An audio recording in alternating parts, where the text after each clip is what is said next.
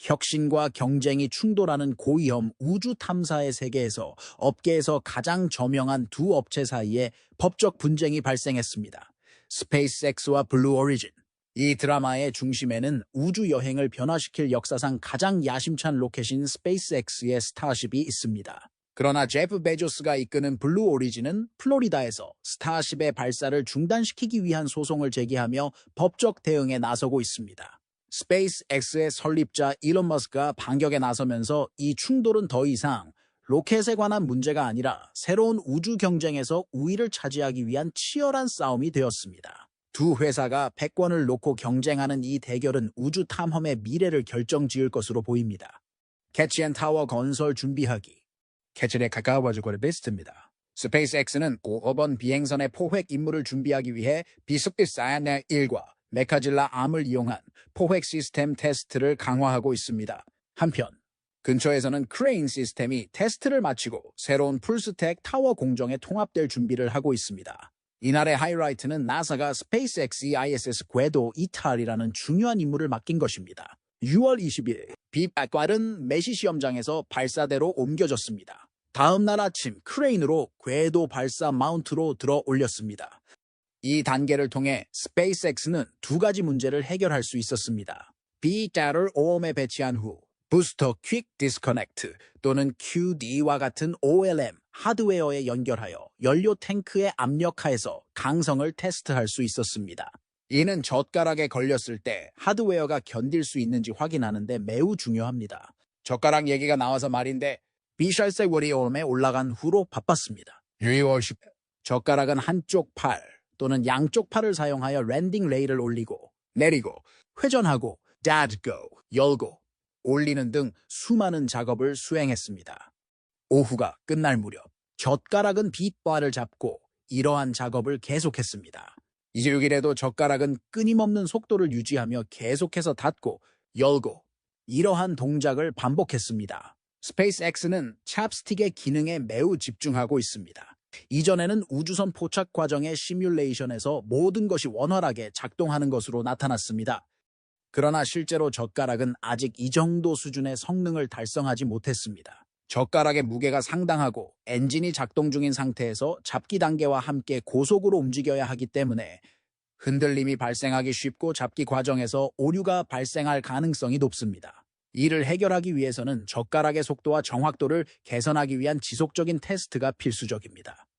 테스트 과정에서 이미 젓가락의 개폐 속도가 약 5초로 기록되는 등 긍정적인 결과를 얻었습니다. 스페이스X는 비옵사완을 사용하여 완전한 부스터와 관련된 위험 없이 이러한 작업을 안전하게 수행할 수 있습니다. 하지만 저는 스페이스X가 크레인을 이용해 비옵사완을 들어올려서 젓가락에 걸리도록 떨어뜨리기를 간절히 기다리고 있습니다.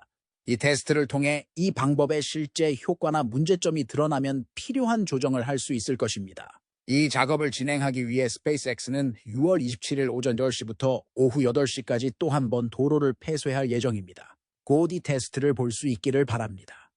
여러분도 기대가 되신다면 댓글 섹션에 예라고 댓글을 달아주시고 동영상에 좋아요를 누르고 공유하고 채널을 구독하여 저희 팀을 응원하고 스페이스X의 진행 상황에 대한 최신 소식을 놓치지 마세요. 발사대를 나와 두 번째 발사대 건설 준비가 진행 중인 OLIT-2로 이동합니다. 최근 발사 타워를 쌓기 위한 크레인인 CC-800관 또는 T-Rex가 수많은 테스트를 거쳤습니다. 6월 24일에는 다른 크레인의 도움을 받아 트위스트 테스트를 거쳤습니다. 25일에는 당겨서 들어 올렸습니다. 이 테스트를 지켜보면서 선명한 오렌지색 페인트로 더욱 눈에 띄는 깨어난 괴물을 보는 것 같았습니다. 정말 인상적이었습니다.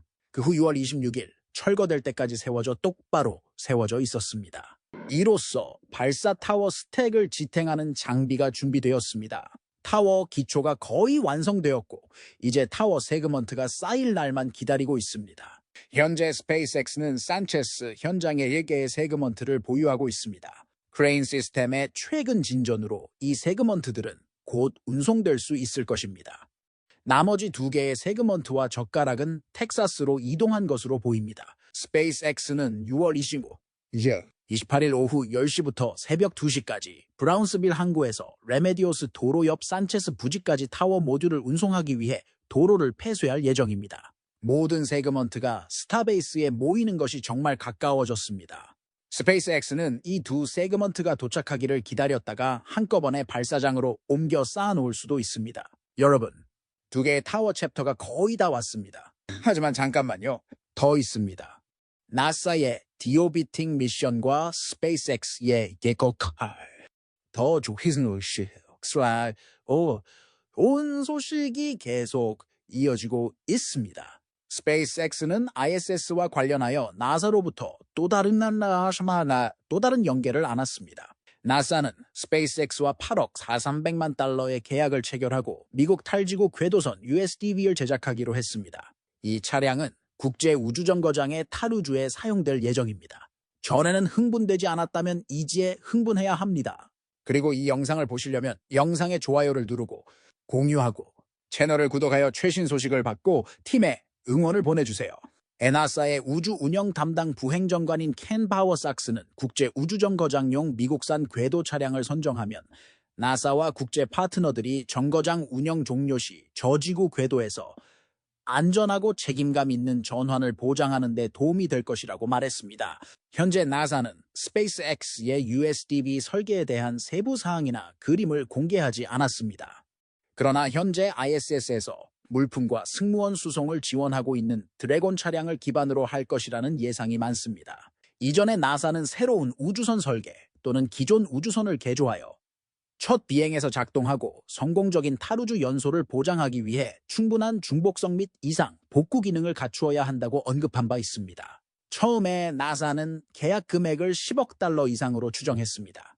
그러나 스페이스X의 안정적이고 저렴한 재사용 가능한 차량 덕분에 비용은 8억 4,300만 달러로 줄었습니다. 이는 미국 항공우주 산업에서 스페이스X의 중요한 역할과 경쟁사 대비 우월성을 보여줍니다. 탈우주 계획과 관련하여 나사는 자세한 분석 요약을 발표했습니다. 먼저 탈위성의 이유와 필요성에 대해 설명하는 한편 각 구성 요소의 잠재력을 강조했습니다. 계획에서 가장 주목할 만한 부분은 사용할 수 있는 방법입니다. 나사는 주요 방법을 강조했습니다. 나사는 국제우주정거장의 수명을 다하기 위해 미국이 개발한 우주선을 이용해 바다 외딴 곳에 최종 목표물을 두고 궤도에서 이탈하는 것이 최선의 선택이라는 결론을 내렸습니다. 30년간의 운영을 마치고 ISS는 지구로 귀환할 예정입니다. 이 방법을 사용하면 스페이스X의 USDV가 ISS를 궤도 밖으로 밀거나 당겨서 바다에 재진입한 후 낙하할 수 있습니다. 실제로 일어나기도 전에 우주에서 인간이 만든 가장 큰 구조물의 아름다운 결말이 얼마나 인상적인 장면이 될지 벌써부터 상상할 수 있습니다. 물론 이러한 결론에 도달하기 위해 나사는 다른 많은 백업 솔루션을 고려하고 평가했습니다. 그들의 계획에는 8가지 추가 방법이 간략하게 설명되어 있으며 각 방법에는 자세한 설명이 포함되어 있습니다. 통제되지 않은 재진입, 해주, 지구로 귀환, 지구저궤도에서의 해체 및 용도 변경, 더 작은 조각으로 분해하여 궤도 이탈, 더 높은 궤도로의 부스트, 우주에 있는 동안 우주정거장의 분해 또는 조각화, 우주정거장을 상업 운영자에게 넘기거나 2003년 이후에도 국제우주정거장 운영을 계속하는 것 등이 있습니다. 어떤 방식이 선택되든 스페이스X와 USDV의 역할이 중요하겠지만 저는 주된 방식이 적용되기를 바랍니다. 여러분은 어떠신가요? 어떤 방법이 가장 좋다고 생각하시나요? 아래 댓글 섹션에 여러분의 생각을 알려주세요. 물론 탈6이 계획에는 ISS의 대부분의 모듈을 보유하고 있는 러시아로부터의 이주를 고려하는 등 여전히 많은 과제가 남아 있습니다.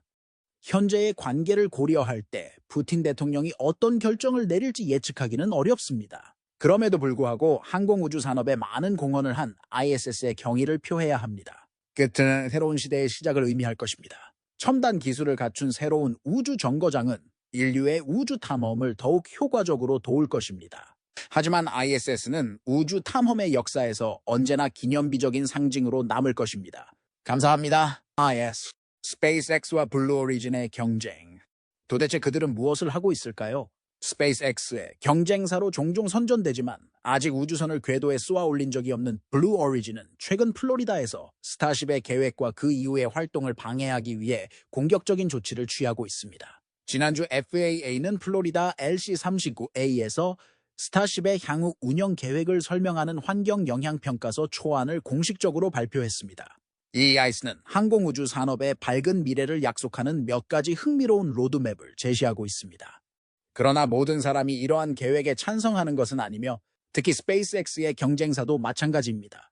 EIS 교환이 공개된 후 FAA와 스페이스X는 하루 9일 동안 이 문서에 대한 대중의 의견을 수렴할 예정입니다. 초안이 공개된 직후 제프 베조스의 회사 블루 오리진은 반대 의견을 요약한 의견서를 제출했습니다.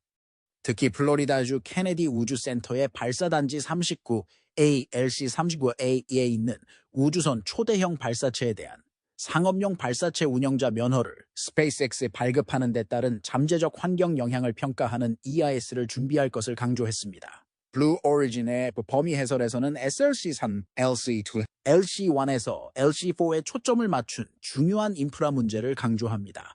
또한 관련된 다양한 시스템과 인적 자원에 대해서도 자세히 설명합니다. 블루 오리진은 EIS가 기업 및 개인 재산, 직원 및 회사 안전, 정부기관 재산, 영공에 대한 접근 및 필요한 해양 자원에 대한 보호를 보장하지 못한다고 주장합니다. 또한 지상 시스템, 언성, 기내 영향, 잠재적인 비정상적인 사고 등 스타쉽의 발사로 인한 환경 영향에 대한 우려를 제기합니다. 또한 블루 오리진은 스타쉽 슈퍼 헤비 운영이 현재 한국 우주발사체 또는 우주발사체 센터에서 운영 중인 다른 어떤 발사 시스템보다 환경에 미치는 영향이 훨씬 클 것으로 예상된다고 강조합니다. 최대 오넘 200톤의 액체 메탄을 저장할 수 있는 스타쉽 슈퍼 헤비에는 다른 회사, 정부 시설, 공공장소의 운영구역을 침범할 수 있는 안전 완충 공간이 필요할 수 있습니다. 구체적인 안전 여유 데이터는 공개되지 않았지만 예상되는 발사 빈도와 차량 규모를 고려할 때 스타쉽 슈퍼 헤비 운영이 KSC에 미치는 영향은 스타베이스에서의 운영보다 더 클 수 있습니다. 이러한 우려를 해결하기 위해 블루 오리진은 스타쉽의 운영에 직접적인 영향을 미칠 수 있는 몇 가지 조치를 FAA에 제안했습니다.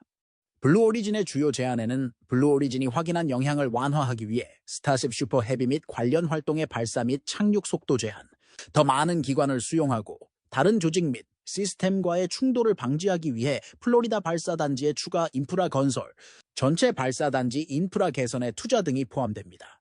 기존 시설을 보강하고 새로운 시설을 건설하여 제한된 조치 지역으로부터 교통량을 우회시키고 다른 회사와의 충돌을 최소화하기 위해 스타쉽 슈퍼 헤비의 운영 시간을 제한하고 다른 회사의 운영 중단 또는 대피를 필요로 할 수 있는 스타쉽 슈퍼 헤비 운영의 잠재적 영향을 완화하는 조치를 시행하는 것을 포함합니다. 스타쉽 슈퍼 헤비 활동으로 인해 제3자가 직접적인 손실을 입거나 운영에 장기적인 영향을 받는 경우 스페이스X 또는 정부의 보상을 요구하고 마지막으로 EIS 프레임워크 밖에서 활동을 수행하거나 다른 규정을 위반하는 경우 스페이스X에 대한 독립적인 의무 처벌을 시행합니다.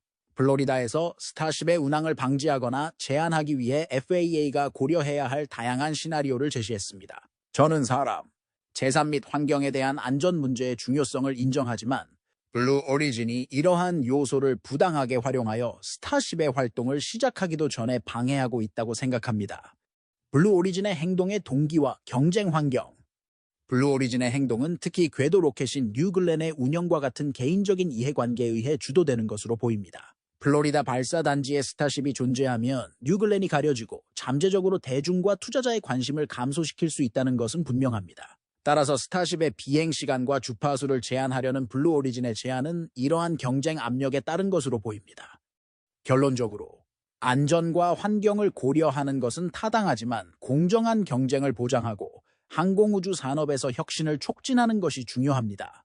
앞으로 블루 오리진의 행동은 항공우주 산업의 목표와 모순되는 것처럼 보입니다.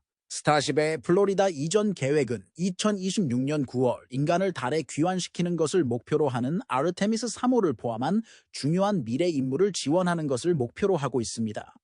중국이 달 탐사 경쟁에서 공격적으로 앞서 나가고 있는 상황에서 스타쉽의 외관, 발사 마이크 테스트 빈도를 늘리는 것은 스페이스X, 나사 및 기타 기관이 이 중추적인 임무를 위한 시스템과 준비를 완벽하게 개발하는 데 매우 중요합니다. 하지만 블루 오리진은 이러한 활동에 제한을 두려고 합니다. 블루 오리진의 입장에 대해 어떻게 생각하시나요? 아래 댓글로 의견을 공유해 주세요.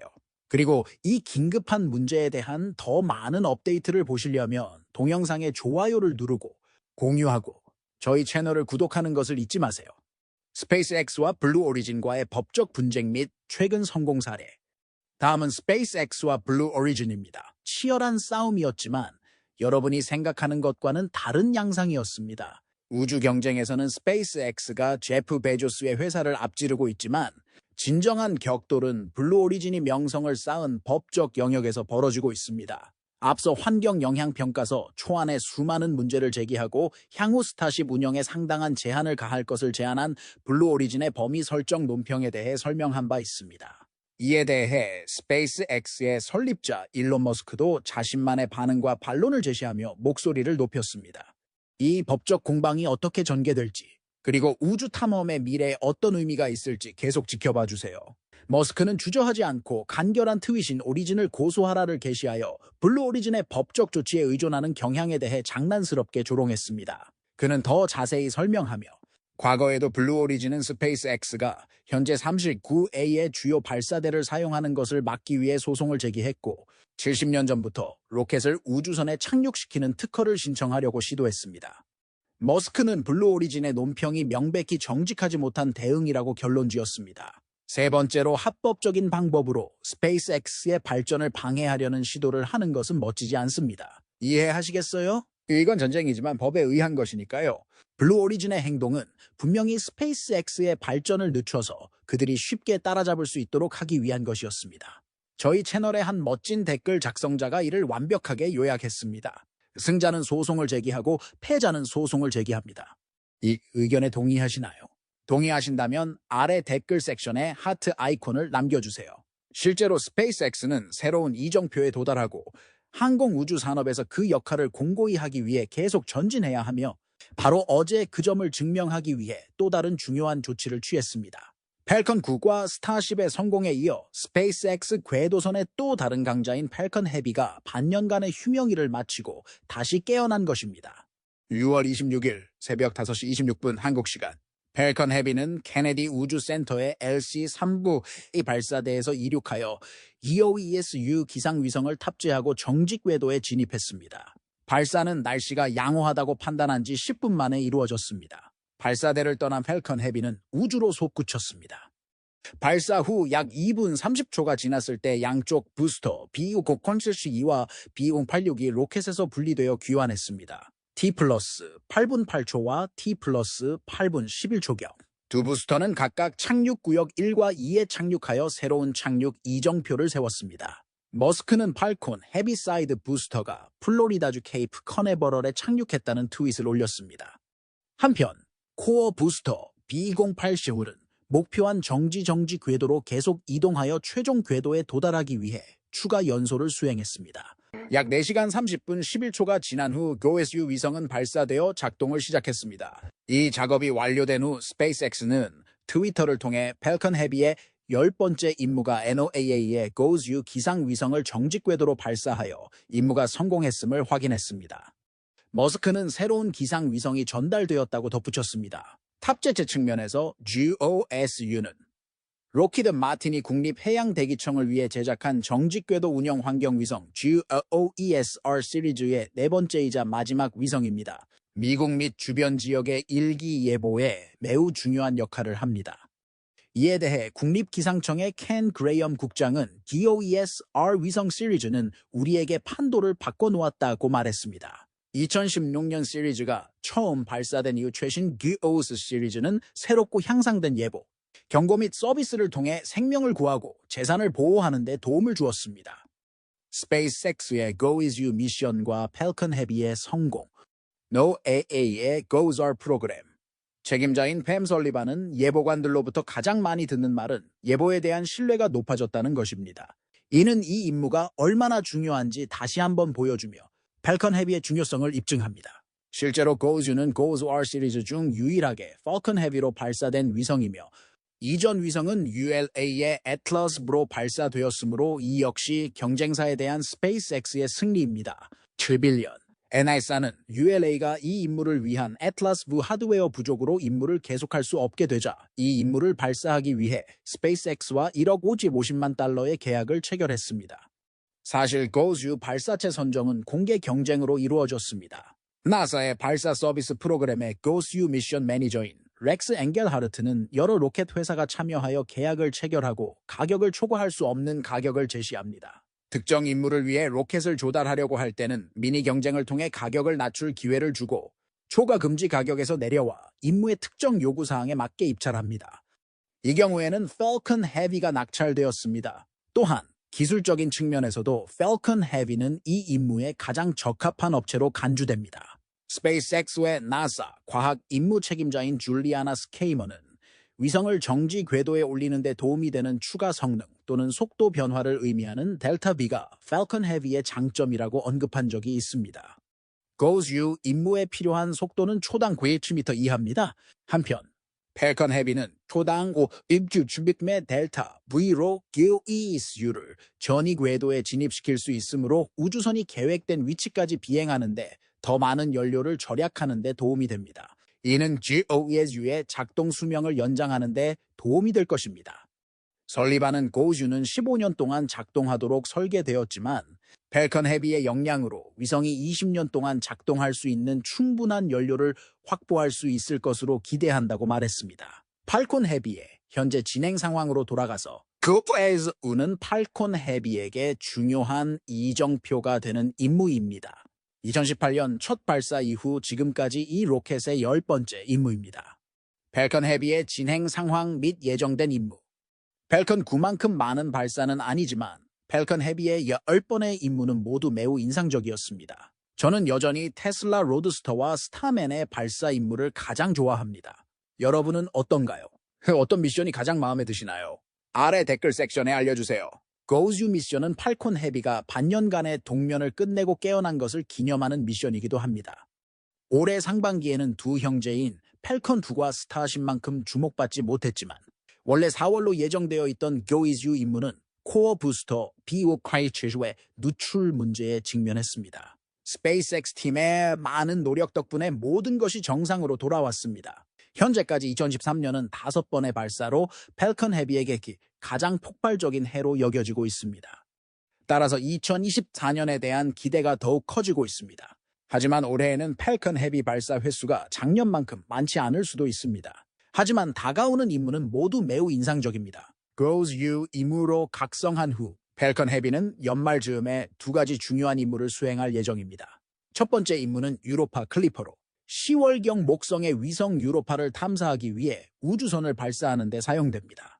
두 번째 미션은 11월경에 발사되는 그리핀으로 나사와 아스트로보틱스의 바이퍼 달 착륙선을 발사하는 것입니다. 이 임무는 또한 스페이스X가 처음으로 3개의 부스터를 성공적으로 착륙시켜 재사용 기록을 더욱 발전시킬 것으로 예상됩니다.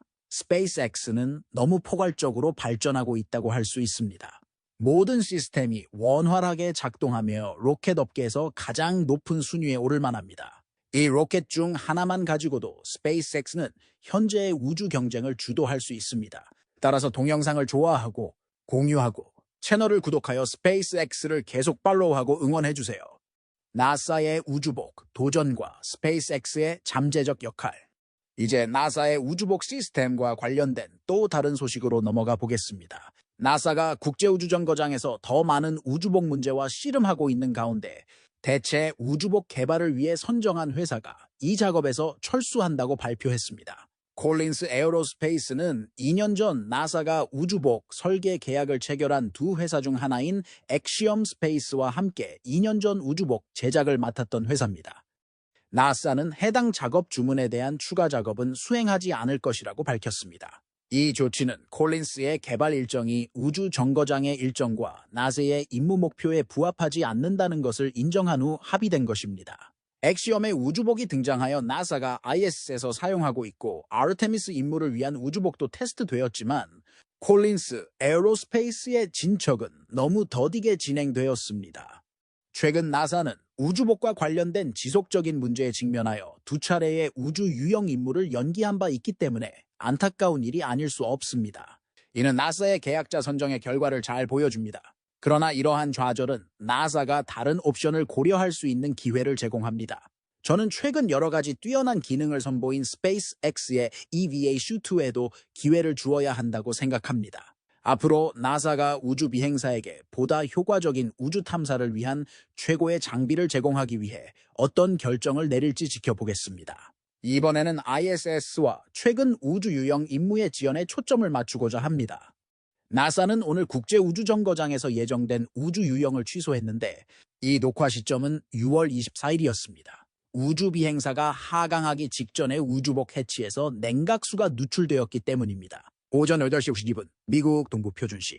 미션 컨트롤은 나사 우주 비행사 트레이시 콜드웰, 다이슨과 마이크 베러스에게 국제우주정거장, 즉 ISS 밖에서 예정된 6시간 30분간의 우주 유형을 중단하라고 지시했습니다. 오전 8시 46분까지 우주복의 내부 전원을 이미 전환하여 기술적으로는 우주 유형을 시작한 상태였습니다. 우주 비행사들은 오전 9시 51분 한국 시간에 ISS 해치를 열면서 공식적으로 우주 유형을 마무리했습니다. 나사 텔레비전 생중계 방송에서 우주 비행사들은 우주복의 내부 동력을 우주선 외부 활동으로 전환하는 과정에서 말 그대로 사방에 물이 차오르는 것을 목격했다고 말했습니다. 다이슨은 우주복의 서비스 및 냉각 탯줄 STCU에서 누수가 발생한 것으로 보인다고 말했습니다. 상황의 심각성에도 불구하고 우주 비행사들은 누출로 인해 즉각적인 위험에 처하지는 않았습니다. 나사는 발사 취소 후 간단한 공식 성명을 발표하고 자세한 내용은 기관의 ISS 블로그에서 제공될 것이라고 밝혔습니다.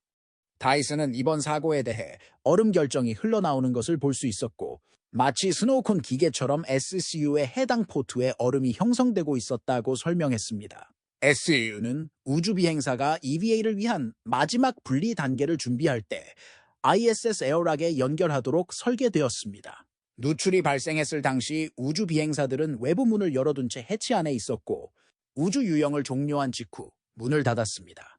우주 비행에서의 부치별 모험은 꽤 인상적이었습니다. 눈보라가 치는 것을 볼 수 있었습니다. 이번 우주 유형은 6월 13일 다른 우주 비행사 그룹인 매트 도미닉과 트레이시 다이슨의 우주복 불편 문제로 인해 연기된 데 이어 두 번째로 연기된 우주 유형입니다. 7월 2일 우주 유형이 예정되어 있지만 이러한 상황으로 인해 우주 유형 여부는 아직 불확실합니다. 이번 우주 유형의 목적은 무선 주파수 그룹으로 알려진 결함이 있는 통신 장비를 회수하고 극한의 미세중력 환경에서 미생물의 증거를 수집하기 위해 ISS 외부를 표본 채취하는 것이었습니다. 이번 우주 유형은 궤도 실험실의 지속적인 과학 연구와 유지보수에 초점을 맞춘 향후 두 차례의 우주 유형 중 첫 번째 우주 유형으로 예정되어 있었습니다. 당초 나사는 세 차례의 우주 유형을 계획했지만 6월 13일 연기된 후 두 차례로 조정했습니다. 책임을 전가하고 싶지는 않지만 스타라이너가 정거장에 도착한 이후 ISS 문제가 더 빈번해진 이유가 의아합니다. 우주 탐사, 파이어플라이의 야심찬 컴백. 여기에 정신적인 요인이 작용하고 있는 것은 아닐까요? 어쨌든 이러한 문제가 곧 해결되어 운영이 정상화되기를 바랍니다. 다음은 작년 사건 이후 몇 달 만에 복귀한 파이어플라이에 대해 이야기해 보겠습니다. 파이어플라이는 6월 21일 늦은 밤, 6월 27일 야장 동부시간 기준, 태평양 표준시 기준 6월 26일 오후 9시로 예정된 알파 로켓 발사를 30분 앞두고 있다고 발표했습니다. 여름의 소음 임무로 불리는 이번 발사는 나사 벤처급 발사 서비스 데모2 계약에 따라 나사가 후원하는 소형 위성 8기를 지구 저궤도에 배치하는 것을 목표로 합니다. 이번 발사는 알파 로켓의 5번째 임무이며 완전히 성공한 두 번째 임무가 될 것으로 예상됩니다. 이번 발사는 2023년 12월 록히드 마틴 기술 데모 페이로드를 탑재한 알파 로켓의 첫 번째 임무가 될 것입니다. 당시 임무 도중 로켓의 상부 스테이지가 재점화에 실패하여 위성이 저궤도에 좌초되는 사고가 발생했습니다. 우주선은 몇 주 만에 재진입했지만 록히드 마틴은 이러한 장애에도 불구하고 가속화된 기간 내에 임무 목표를 달성했다고 밝혔습니다. 파이어플라이는 소프트웨어 문제 때문이라고 밝혔습니다. 현재까지 파이어플라이는 한 번의 성공적인 임무 완수, 한 번의 실패, 두 번의 부분적인 실패를 경험했습니다. 재앙적인 수준은 아니지만 이러한 실적이 개선되지 않는다면 향후 고객들의 신뢰를 떨어뜨릴 수 있습니다. 현재 파이어플라이는 다가오는 출시를 위해 야심찬 목표를 세우고 있습니다. 올해 최대 3번, 2025년에는 4번의 알파 출시를 계획하고 있으며 2026년까지 매월 출시를 목표로 하고 있습니다. 과거의 좌절을 딛고 성공적으로 반등할 수 있을지는 아직 미지수입니다. 동쪽의 라이벌인 미국으로 시선을 돌려보면 최근 중국이 창어 6호를 통해 이룬 성과가 인상적입니다. 5월 25일 오전 찬거 6호 귀환 캡슐은 달의 먼쪽 아폴로 크레이터에서 수집한 약 291의 달 물질을 싣고 지구 대기권 재진입에 성공했습니다. 캡슐은 지구에서 약 5,000km 떨어진 곳에서 임무 서비스 모듈에서 분리되어 한국 시간으로 6월 25일 오전 2시 07분경 내몽고 시시황 초원에 착륙하여 하강을 완료했습니다. 이번 임무는 과학자들이 달의 진화에 대한 귀중한 통찰력을 제공할 것으로 믿는 독특한 달 자료를 제공하는 중요한 이정표가 될 것입니다. 중국 전문가들은 이 성과에 자부심을 표하며 전 세계 과학 연구에 있어 중요성을 강조하고 인류에게 중요한 사건으로 축하했습니다. 찬거 6호는 찬거 4호와 찬거 5호의 성공을 기반으로 한 중국의 야심찬 달 탐사 프로그램을 상징합니다. 앞으로 중국은 2026년과 28년에 각각 찬거 7호와 8호를 발사할 계획이며 2040년까지 국제달 연구기지, 줄여서 ILRS를 설립하고 같은 기간에 우주인을 달에 보내는 것을 목표로 하고 있습니다. 이러한 노력은 중국이 달 탐사 분야에서 상당한 진전을 이루고 있으며 우주 탐사 분야에서 글로벌 경쟁을 하겠다는 야망을 강조합니다.